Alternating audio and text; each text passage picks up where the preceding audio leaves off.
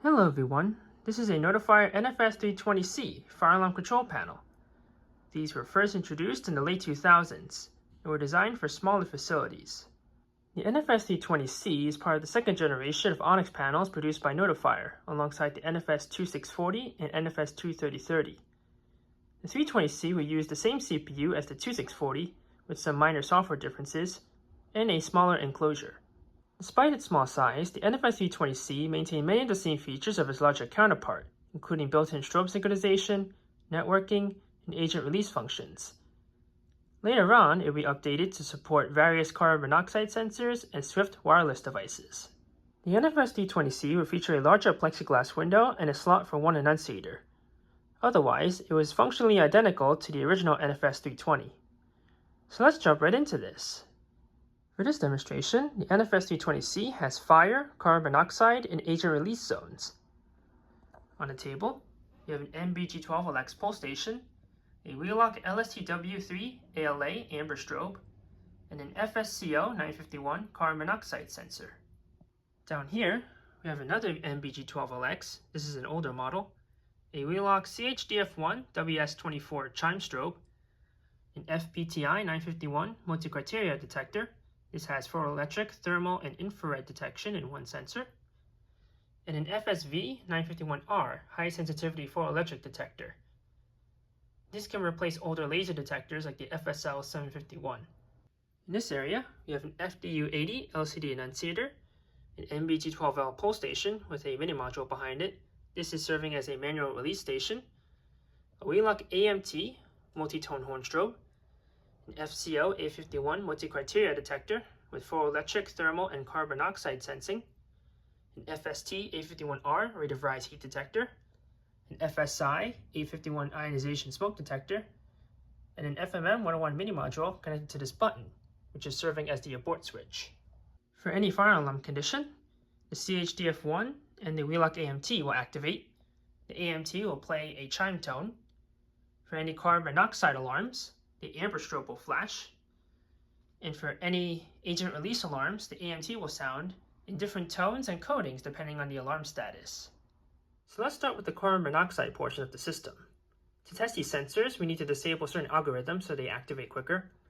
So first we hold the magnet for just a second, and then we spray some carbon monoxide.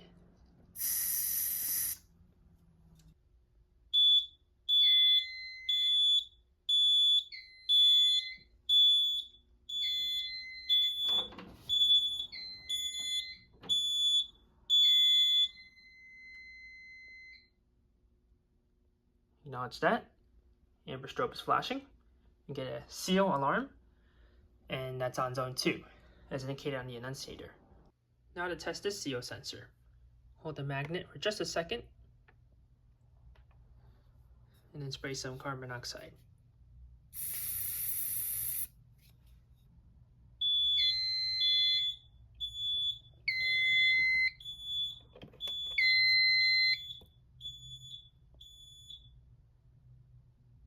There's the other carbon monoxide alarm, and the amber strobe continues to flash over there.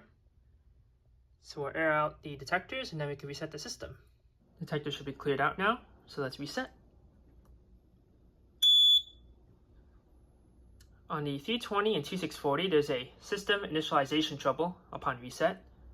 This is just an indication that the SLC is restarting and all the devices are coming back online.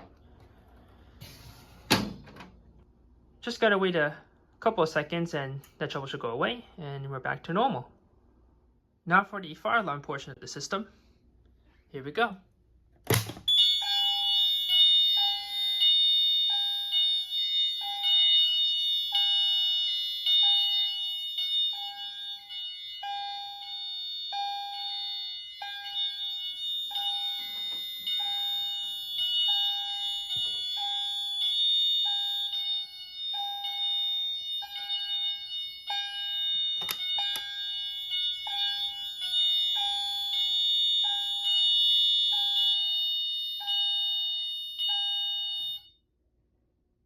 Alarms are silenced. The ACN24AT indicates a general alarm. Signals are silenced. Alarms on devices 1 and 2, which are both pole stations, as well as zone 1, which is the fire alarm zone. Now for these detectors. Let's start with the multi-criteria detector. We'll activate it with some heat.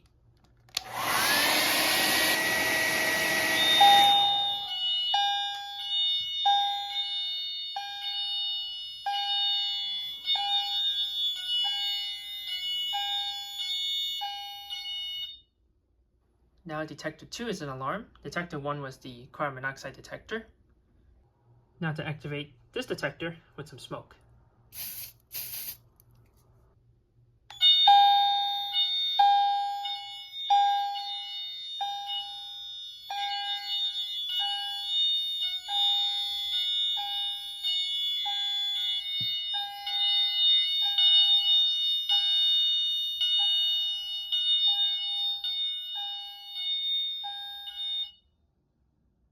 Now detector 3 is an alarm.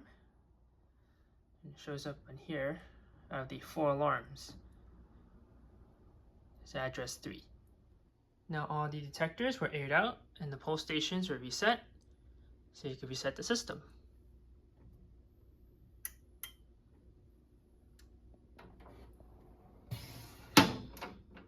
Wait for that to initialize, and then we can check out the agent release portion of the system. And now for the agent release portion of the system. Like a lot of releasing systems, this one operates on a cross zone, which means 2 or more detectors must sound on a zone to initiate a discharge. When one detector alarms, the AMT will sound its horn tone in slow march time. Once 2 or more detectors alarm, then the panel enters pre-discharge mode. The AMT will sound its horn tone in fast march time, and the pre-discharge LED lights up on the main panel. During this period, the abort switch can be pressed to delay the discharge, and there's an abort active LED on the main panel to indicate that. Once the delay timer hits 0, the AMT will sound its siren tone continuously, and the panel will indicate a discharge. So let's start off with the FSI A51 smoke detector, then activate the FST A51R heat detector, and during pre-discharge stage, we can demonstrate the abort switch.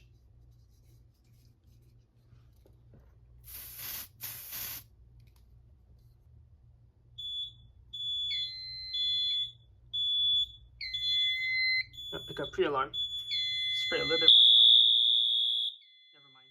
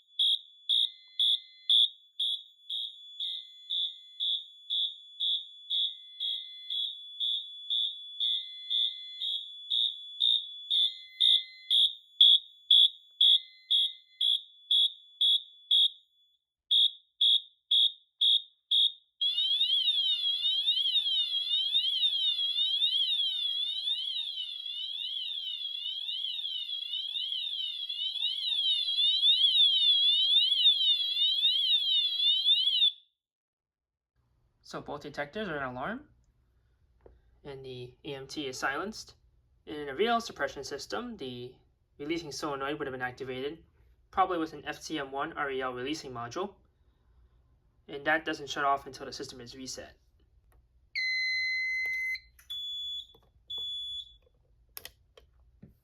Now for the manual release station. When this is activated, there's a short delay on pre-discharge before the system enters discharge mode. This can be programmed for instant release, but for this demonstration it's on a delay. And for any manual release activation, the abort switch can't be used.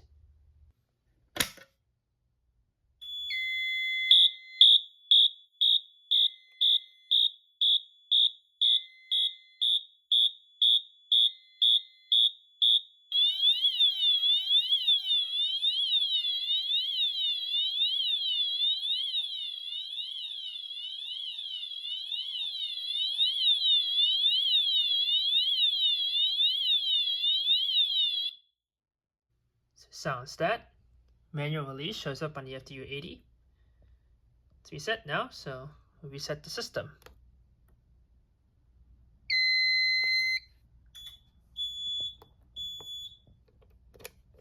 Wait for that to initialize, then the system will be back to normal. The NFS-320C uses a smaller enclosure, not the full-size ones like the NFS-2640. The NFS-320 CPUs can be used in larger enclosures, in which case it's referred to as the NFS-320 SYS. The 320 cabinets have a built-in dress panel, and on the 320C, there's an extra slot on the left for an enunciator, like this ACM24AT. Here's the inside of the 320. Pardon the sloppy wiring over there. In the back is the main circuit board, and on top of that is the CPS24 power supply. This power supply is used in a lot of other Notifier components, including the AMPS24 power supplies for the 3030 panels, as well as amplifiers like the DAA2. The CPS24 has an AC input and battery connections, and a terminal block for auxiliary power, one tap for 24 volt power and another for 5 volts. There's also a red switch here to disable ground fault detection. On the main board, there are 4 signal circuits. They can be wired Class A or Class B. This board has a little defect where the 4th signal circuit terminal block is backwards. In the bottom left here are the alarm, trouble, supervisory, and security relays. The supervisory and security relays can be converted to alarm relays if desired. Down here, there's the panel's internal piezo, and 4 red switches to enable the signal circuits for backup alarm functionality. If enabled, the signal circuits will sound for general alarm if the CPU fails. There's also 3 operator buttons for acknowledge, silence, and reset, which can be used if the keypad is non-responsive or not installed. If there's no keypad installed on the CPU, it has its own set of LEDs down here, as well as auxiliary trouble and security tamper jumpers. If that security tamper jumper is removed, the panel will indicate a security alarm. At the top right here is the SLC loop. There is a jumper to disable ground fault detection on that loop. This blue connector here would be used to install an LEM320 loop expander module if it was a 2640 CPU. It looks like one of these. But on a 320, that connector has no use. There's a yellow block back there. That's the NVRAM battery. It stores the panel's configuration. If that battery dries out, then the panel will lose its configuration and indicate a trouble, in which case it will have to be replaced. There's an open space here to store up to 2 additional cards on top of the SLC loop. This could be anything from an NCM network communications module, a TM4 transmitter module, a UDACT alarm communicator, and other components that can fit within this space. There are some serial connections on the top here. There's 2 RS-232 ports, one for printers and another for PC and CRT monitors. There's a NUP connector right there that's usually used for connecting a network communications module to the panel. And finally, a USB port, which can be used to connect the panel to the PC for programming with the Verifier tool software. There's some more terminal blocks over here. The smaller one is auxiliary power, one pair for non-resettable and another pair for resettable. And this larger block is for RS-485 communications. There's one set for terminal mode enunciators like the FDU80, and a smaller terminal for ACS enunciators. There's also a little connector back there for the UZC-256 zone coder module. At the front is the KDR-R2 Keypad display module. This is the local display for this panel. It has an LCD display, various LED indicators, operator controls, a full keypad, arrow keys, and additional menu functions. The KDR-R2 is similar to the older KDM2 from the NFS-640 panels, except it adds some additional LEDs for releasing functions and a controls active indicator, which is used primarily for network systems where control may be restricted to certain panels on the network. In such cases, authorization would be required from another panel in order to use controls on this particular panel. The KDR-R2 can be used for basic operator controls. There's a drill button and also a lamp test. And then a button here for battery levels, indicates the voltage and the charger current. Now let's explore the menu interface available to the KDR-R2 for the NFS-320C. So there's programming and then read status entry. Read status doesn't have any password, so you can read a point. And then we can pick a device. So let's pick a detector. Let's do address 1, that's the carbon monoxide detector. So it indicates its status, device type, the label, the main zone, the alarm threshold, the set alarm level, and a couple other options. So the detector is reading 0% right now. There's also options to view history and alarm history. Check the alarm history. And it shows all the alarms from the demonstration. Now let's explore programming. There are 2 programming levels. We'll start with level 1. The default passcodes can be found in the user manual. Puts the panel into trouble. So here's level 1, or status change. There's options to disable devices, view sensitivity, clear verification counts. You can do that. Clear history. You can also do that. It's also an option to set time and date or initiate a walk test. Next is level 2. And now we are in the programming level. From the programming menu, there are 4 options: basic program, network, utility, and flashcam poll. So you can check out network. From here, the thresholds for the network ports can be changed, as well as the node number, and if there's Class A wiring on the network. 3 is utility. You can set the region if there's a special region, trouble reminder, alarm scrolling, local control, IP access, and DCC mode. Flashcam poll can be used to set the loop for either clip or flash scan. There are 3 combinations on the 320. Everything could be clip protocol, everything could be flash scan protocol, or modules can be flash scan and detectors are clip. Now let's check out basic program. Got a couple options here. 0 is to clear the entire panel's program. 1 is auto program. This allows the panel to add devices to the system and remove any that are on the job already if they are not found on the SLC loop. 2 is point programming. There's options to either modify or delete points. So let's check a point. Let's check a module. We'll check address 1, which is a poll station. So you can program that in. There's several different types, including some for wireless devices.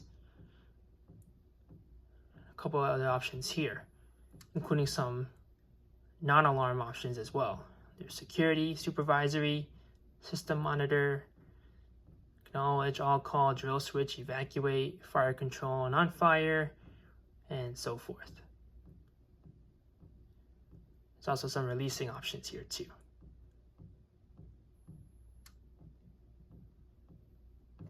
So we've got poll station.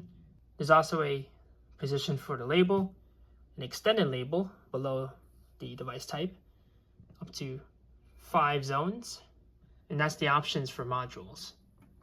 We can also check a detector. Check address 3, that's the FSV detector. It shows up as a laser detector, even though it's technically photoelectric. It's got the same label, extended label, and zone selections. There's also options for the alarm threshold, pre-alarm threshold, and verification. There's an option for output circuits. Check out signal circuit 1. That controls the fire alarm signals. So you have the point type, label, extended label, software zones, and a couple more options.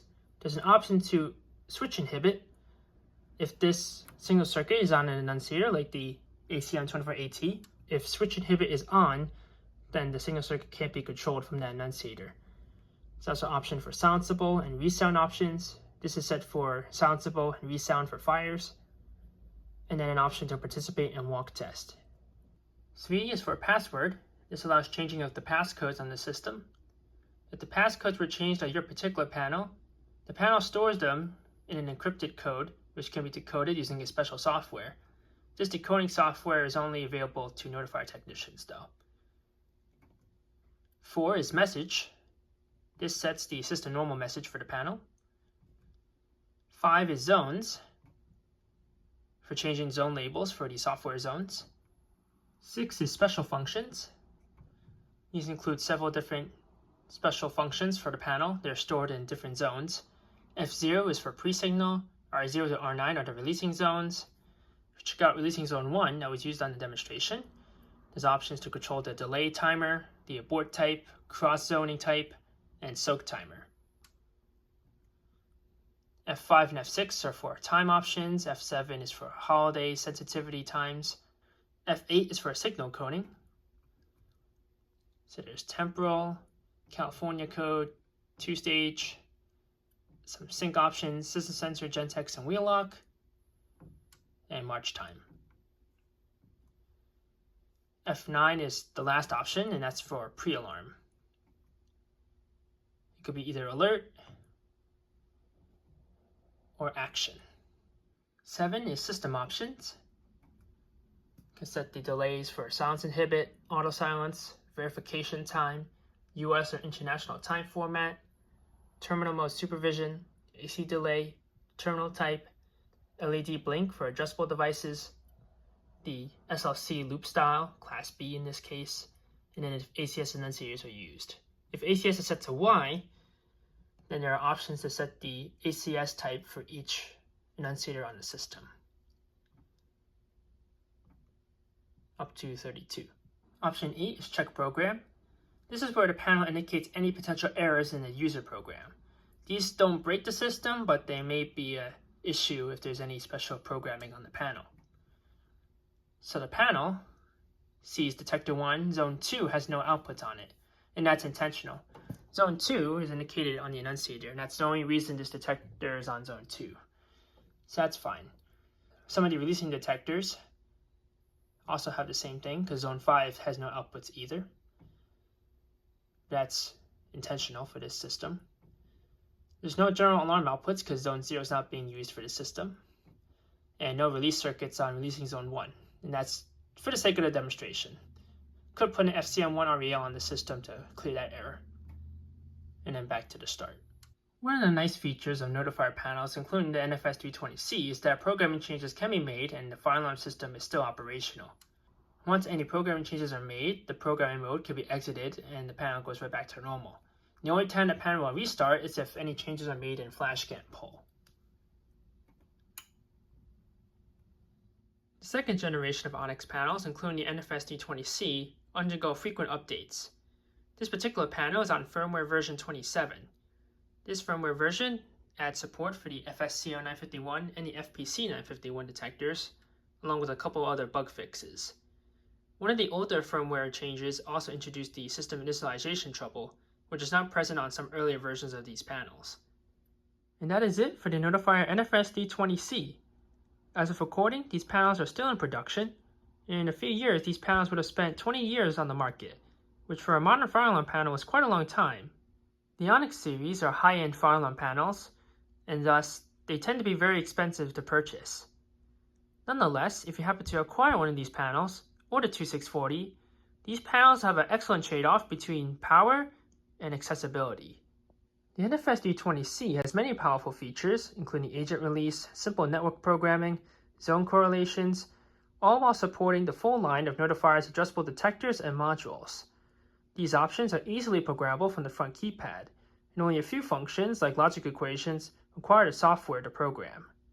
Whether used as a standalone panel or on a network, the NFS-320C and 2640 are one of the most powerful panels a hobbyist can get that minimizes restrictions or proprietary gimmicks. In any case, if you have any questions or comments on the NFS-320C, feel free to post them below. But until next time, have a nice day.